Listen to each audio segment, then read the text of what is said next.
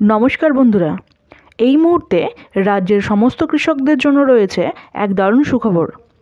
আপনি যদি একজন কৃষক হয়ে থাকেন এবং পশ্চিমবঙ্গ সরকারের কৃষক বন্ধু প্রকল্পের আওতায় নাম নথিভুক্ত থাকে, তাহলে এই আপডেট একেবারেই আপনার জন্য। 2025 সালের নতুন বছরের প্রথম কিস্তি অর্থাৎ খরিফ মরশুমের টাকা কবে থেকে কৃষকদের অ্যাকাউন্টে জমা পড়বে তা নিয়ে উঠে এসেছে একটি ফাইনাল তারিখ।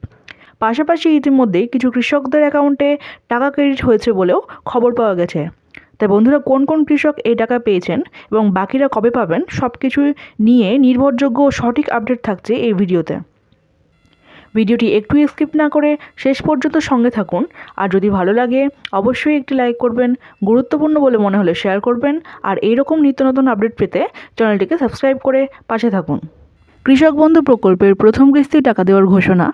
কৃষক বন্ধু প্রকল্পের গুরুত্বপূর্ণ নির্দেশিকা।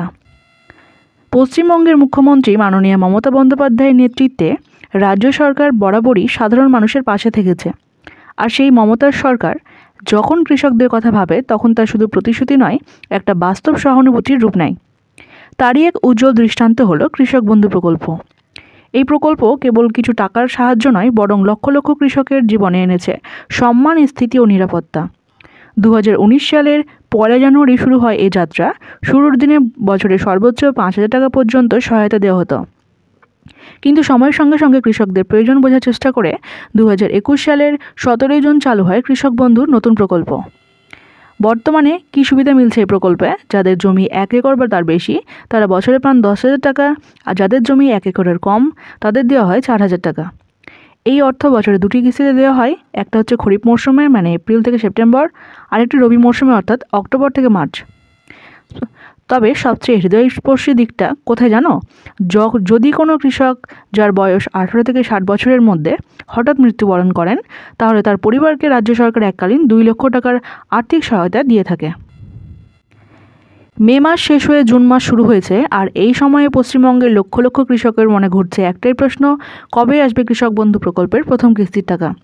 দিনের পর দিন ফুরিয়ে যাচ্ছে, কিন্তু সেই প্রতীক্ষিত টাকার এখনও দেখা নেই। তো নিয়ম অনুযায়ী এপ্রিল থেকে সেপ্টেম্বরের মধ্যে কৃষকদের এই প্রকল্পের প্রথম কিস্তির টাকা দেওয়া হয়।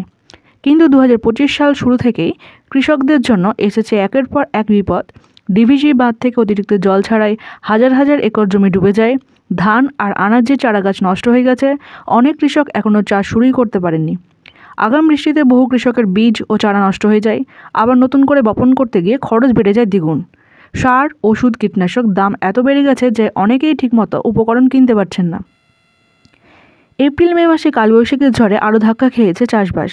নদিয়া, হুগলি, দক্ষিণ 24 পরগনা, বাঁকুড়া, বীরভূম বিভিন্ন জেলায় ব্যাপক ক্ষয়ক্ষতি হয়েছে। চারা রোপণের পরেও কোথাও না কোথাও ঝড় বৃষ্টি, বজ্রপাত লেগেই আছে। প্রকৃতি যেন এক মুহূর্ত শান্তি দিচ্ছে না। তো এই অবস্থায় কৃষকদের একটাই ভরসা, কৃষক বন্ধু প্রকল্পের টাকা।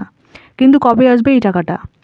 গত কয়েক বছরের রেকর্ড চেক করলে দেখা যাবে 2021 সালে এই টাকা দেওয়া হয়েছিল 17 জুন, 2022 সালে 27 জুন, 2023 সালে পঞ্চায়েত ভোট থাকার কারণে 26 এপ্রিল এবং 2024 সালে 12 জুনে এই টাকা দেওয়া হয়েছিল।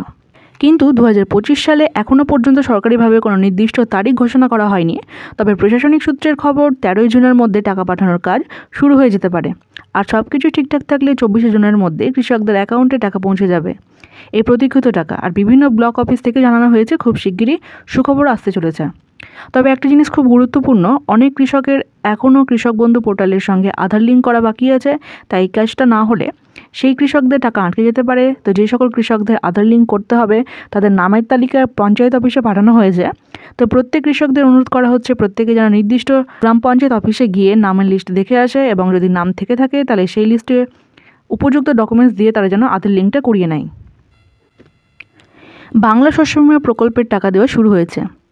বাংলা শস্য বিমা প্রকল্পের মাধ্যমে 158 কোটি টাকার ঘোষণা হয়েছে। আর এই সহায়তা সেই সব কৃষকদের দেওয়া হচ্ছে যারা চলতি রবি মরশুমের প্রতিকূল আবহাওয়ার কারণে আলু চাষে ক্ষতির মুখে পড়েছেন।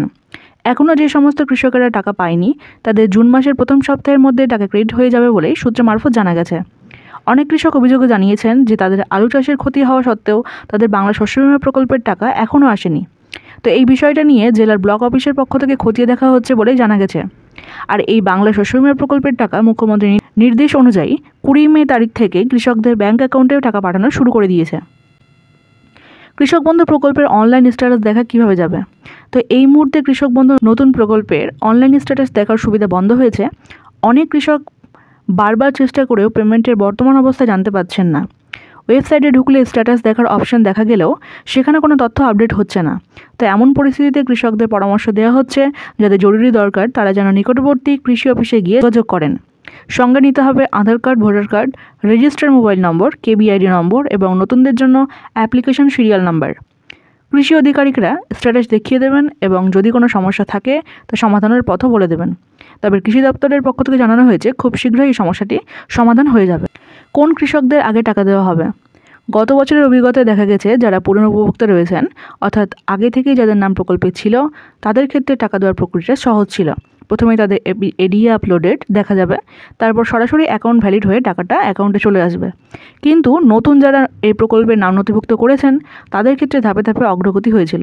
যেমন প্রথমে এডিএ আপলোডেড, তারপর ডিডিএ অ্যাপ্রুভড, তারপর অ্যাকাউন্ট ভ্যালিড দেখানোর পরে টাকাটা ক্রেডিট হবে। তো সূত্র বলছে এই বছরে অর্থাৎ 2025 সালের প্রথম কিস্তির ক্ষেত্রেও একই নিয়মে টাকা পাঠানো হবে।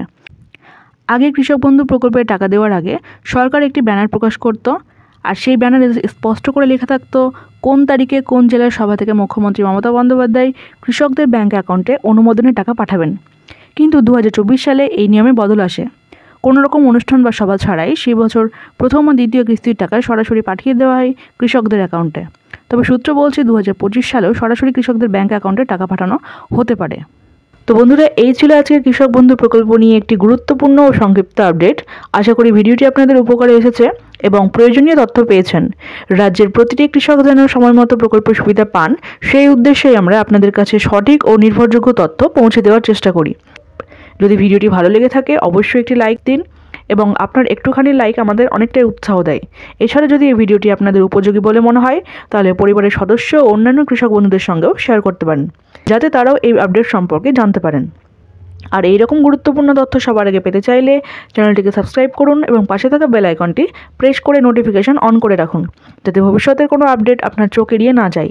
ধন্যবাদ বন্ধুরা, ভালো থাকুন, সুস্থ থাকুন। আবার দেখা হবে নতুন একটি আপডেট নিয়ে।